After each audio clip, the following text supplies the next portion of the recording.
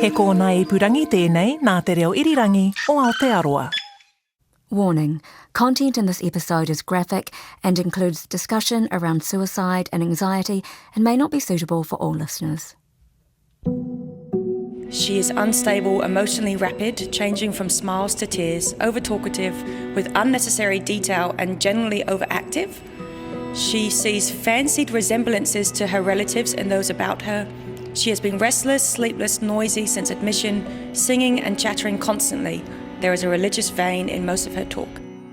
Attached to the wall of an art gallery are hospital notes describing the state of Susie Harris's great-grandmother, a resident at Brentwood Mental Hospital in Essex, England. Alice Minnie Markham was put in an asylum. She went into the unit in 1928 and she died in 1971. Hi, I'm Sonia Yee, and you're listening to Only Human, a podcast about the moments where life takes a turn when you least expect it.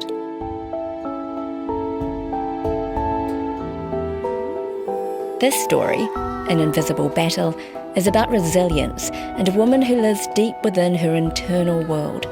Warning, this story contains graphic descriptions that may not be suitable for all listeners. And she spent 50 years in an asylum. Now, how old was she when she was admitted? Mid-20s. I think she had her 2 children.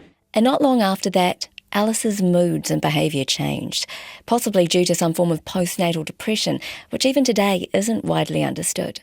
Doctor has granted me 4 days leave. My cousin would like to meet Kenneth. Please kindly reply, thanking you, yours faithfully, Alice Minnie Markham. Alice's story is one of desperate isolation.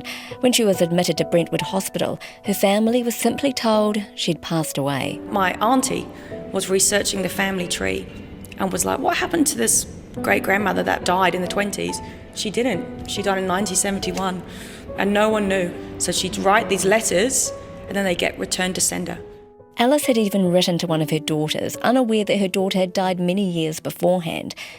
And Alice's story is not only poignant because it sheds light on a family member who was cast into the shadows due to mental illness, but also because there's a parallel between Alice's story and Susie's.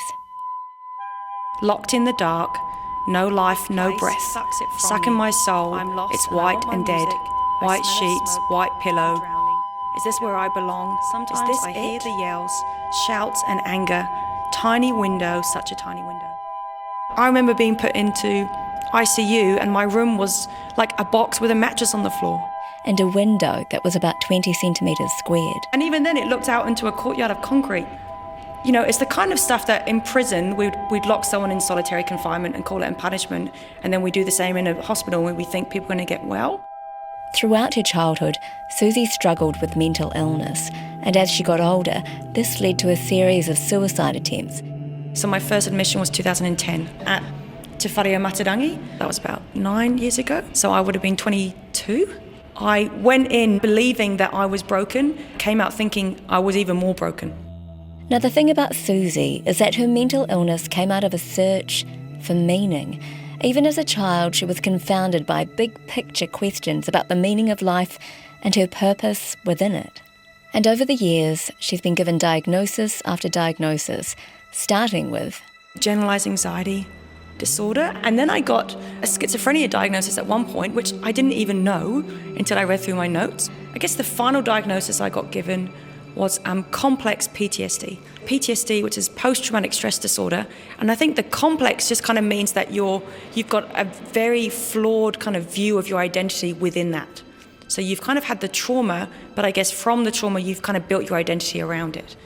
She was a highly sensitive child, and on top of that, also a perfectionist. The eldest of 5 children, Susie felt the weight of responsibility and expectation on her shoulders.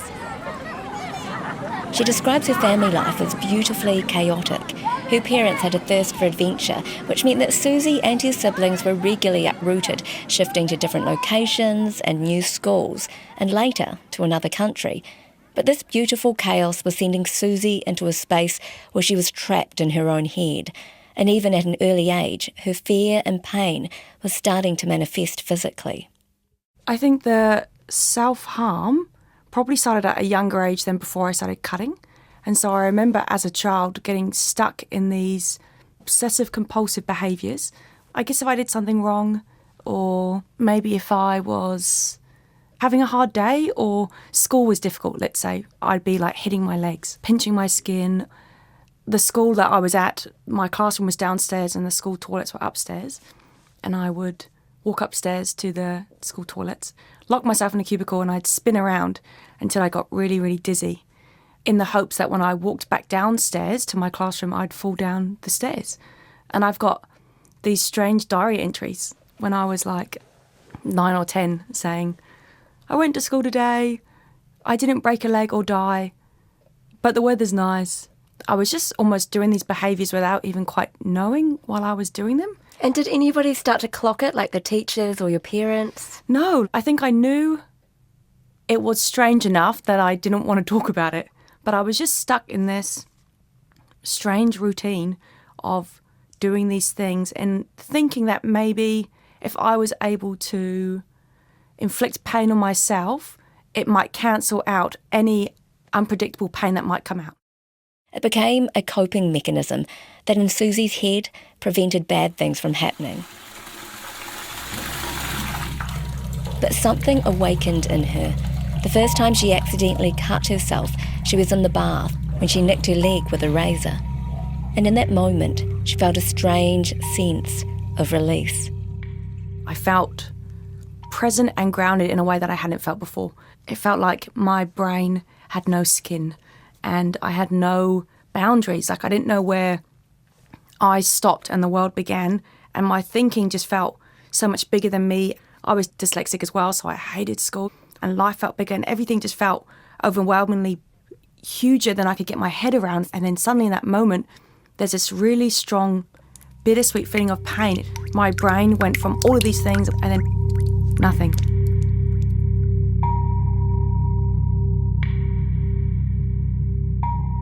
It just gave me this space to have a break. And that break was something she desperately needed. You know, particularly when I was a teenager, the school I started was really rough, and there was a science class I was in where a girl walked up to me and poured acid that we were working with down my pants. The shame of like not standing up for myself and then having to go tell my teacher, and then the teacher saying, you got to take your pants off, and then for the rest of the day I had to wear my PE shorts and my pants had to be soaked in like this alkali solution, I guess. And for Susie, these experiences were traumatic and humiliating. They were out of her control, including one instance, an IT class, where a girl came up behind her and burnt the bottom of my hair. It was only for like 30 seconds, but the smell was awful. You know, a teacher didn't see. I just was frozen. I think I just learnt from these experiences to just sit still and just play dead. She felt an overwhelming sense of shame and never even spoke to her parents about these experiences that were beginning to propel her towards dangerous self-harm. And I remember going into the school toilets and trying to cut out the burnt bits because I didn't want anyone to know and I didn't want my parents to know. Self-harm became this friend that meant that it didn't matter how much somebody hurt me, I could hurt me more. And because of that, I'm almost concrete. I'm untouchable. Almost like I was stronger than anyone. Susie began making cuts on her legs and stomach, places on her body that could be easily hidden. I didn't even realise how big it would be. It almost took on a personality of itself. Where once it was a way for Susie to regain some control, this friend was slowly starting to take over and there was nowhere left to hide. It even had a voice. Susie, you have to cut. This was when I was 13. At the age of 16, I moved again. We moved from England to New Zealand, and then I started another school, and I was at that school for 8 weeks, and then we moved to another school, getting used to being in a new country. And you just feel so lonely because everyone has memories that you're not part of, pictures on the walls of friends. By the time I got to 16, this had been my habit for 3 years. By 18, she had hopes that she could break away from the pain. I left home, thought if I went to Victoria University and studied psychology, maybe they will teach me something about self-harm, or they'll teach me something about mental health. Maybe I can actually figure myself out. But the move only triggered further feelings of isolation. Added to a new life where there were parties, drugs and alcohol, the pressures of studies and cramming for exams, Before she knew it, her world was starting to crumble around her. It was the perfect storm. Probably by May, I made my first suicide attempt. She'd taken a whole box of painkillers, around 40 or 50, which was nothing, she says, in comparison to what she would do in the future. I took it in a moment of I don't want to live anymore. And then like 5 minutes later, I changed my mind and tried to make myself sick, and I couldn't. And I thought, oh crap, like I'm in trouble now. And then went to my RA, who was like really awesome and really compassionate, but I don't think quite knew what to do, and I didn't know what to do, and I didn't want the ambulance coming into the hostel so everyone could see me. She called the ambulance herself and waited on the street. By this time, the pills were kicking in. She felt sick. Nurofen Plus has codeine in it, so I was just like really out of it. And so by the time they picked me up, it had already been absorbed. And so then they took me to hospital, and then I think I was in hospital for like 2 nights. Susie was referred to the crisis team through the Wellington Mental Health Services, but there was no follow-up on either side, and while she wasn't in a position to make any decisions, she was also given an ultimatum. I was told that if I wanted to keep studying, I had to tell my parents and I had to see a counsellor. It felt like more of a punishment. How many times after that did you try to kill yourself? 30 times. The last attempt I made was when I was 25. Again, it became part of, another strange kind of way of protection. She did end up telling her parents, but she minimised the situation. By this time, Susie's losing weight. She's not looking after herself. And rather than trying to get better, the overdosing increases and she ends up dropping out of university. So I went from nothing to stereo strips and need to get stitches, and that was shocking at first, but by the 3rd time, well, then the stitches were normal, and so that was just like a normal part of life. Except the bittersweet release she once felt after cutting was turning into something that frightened her. So very specific rules around how I needed to do things. And if I didn't do it, well, then the next week you get 100 stitches and you're going to take an overdose. It sounds strange to say I got in trouble when I didn't do it. The punishments got worse. If you only got like 98 stitches, Yeah. you would have to cut yourself more times in one session? Or I just have to remove the stitches. It wasn't until I kind of tried to get support. I kind of had been referred eventually to see like a psychologist, but it didn't work out. Susie was placed in a residential program, but learning to be well within the centre was easy. Coping outside was a different story. She managed to stave off the cutting for about 3 months after she left the program, and then the cutting intensified. Cutting on one arm to cutting on both arms, going from stitches to internal stitches that go inside you that have to dissolve. And then it was not just overdosing, but taking double that amount or triple that amount. I was basically in ED kind of every week for 3 or 4 months until eventually they were like, whoa, we need to put her in the hospital. I was just stuck in this space and I did not know how to get out of it. I'd had a couple of run-ins within ED or with kind of like mental health staff and support that had just been really patronising, just quite belittling and feeling very unseen, like back to that feeling of being a child, very invisible. This repeated self-harm might have numbed the pain, but her anxiety mounted and intensified, and as she arrived at D-Day, she'd have to go through the cycle of cutting all over again. Each cut provided some relief. She'd adhere to the commands inside her head. And then it would stop, and I'd have a break where it was done, and I didn't have to work myself up to do something that I really didn't want to do. I think it was just the relief that my brain was silent, for a few days, and then it would start coming back, almost like a whisper. I'm here, I'm not going anywhere. I'm here. I'm not going. Just dreaded it. It scared me into complying. It felt like this voice was just bigger than my body. It felt like it was a force of nature that just kind of had taken over, and I was just stuck. I was fighting a battle that no one could see. And Susie desperately wanted to get better. She was admitted into a psych ward. My first admission was 7 months. They just had no idea how to cope with the destructiveness of my behaviour, this part of me that I had no control over.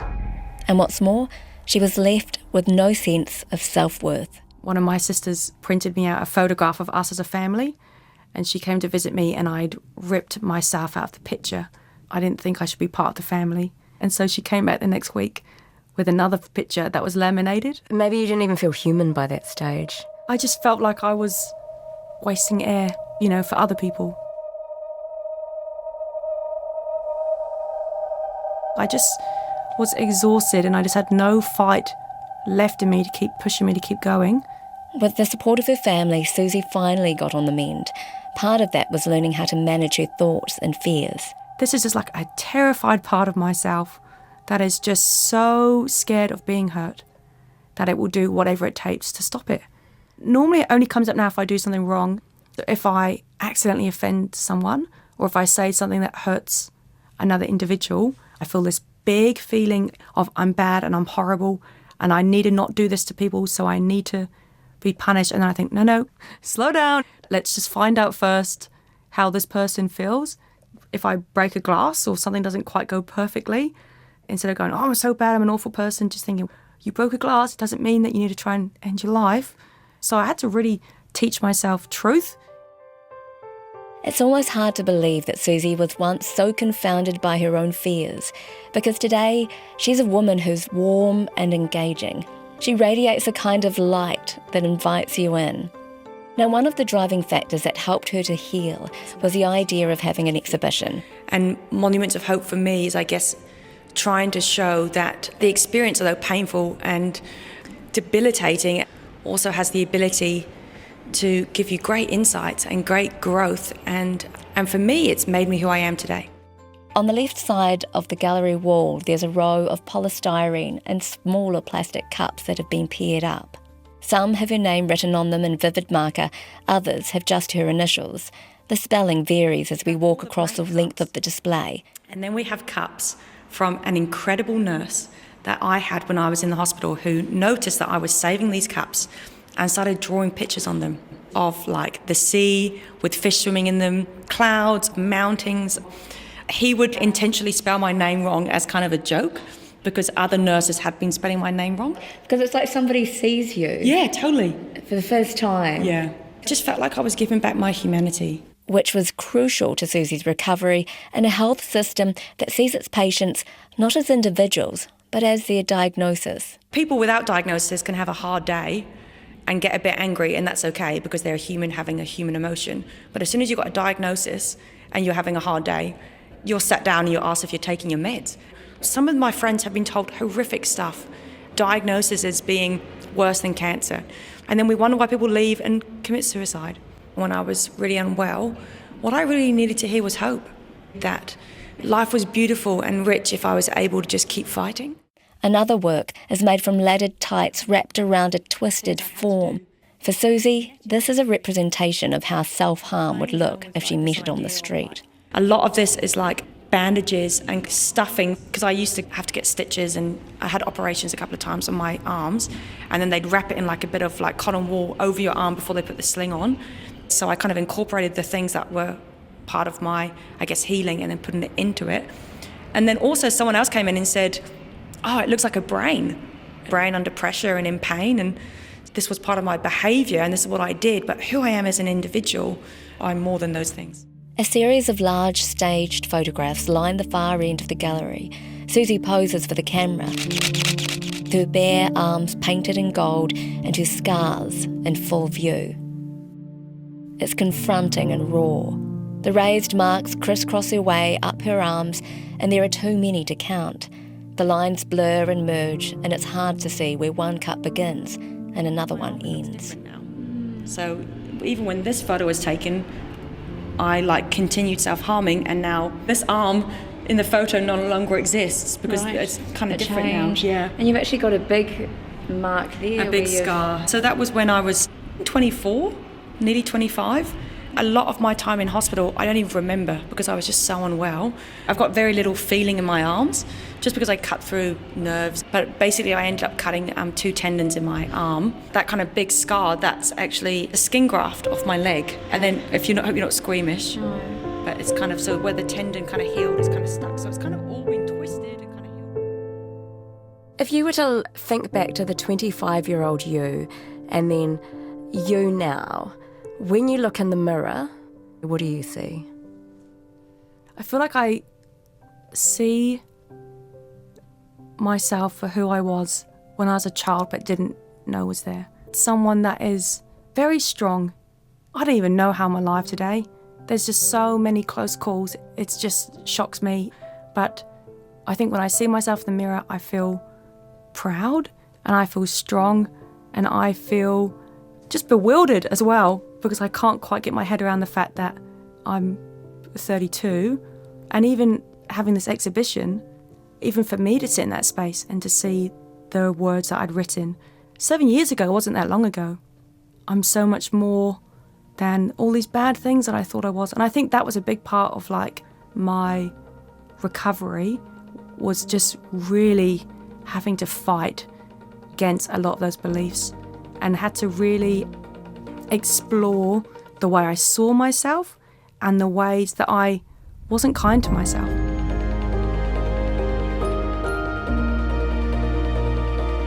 That was Susie Harris, and I'm Sonia Yee. The sound engineer was Phil Benge, and our executive producer is Tim Watkin.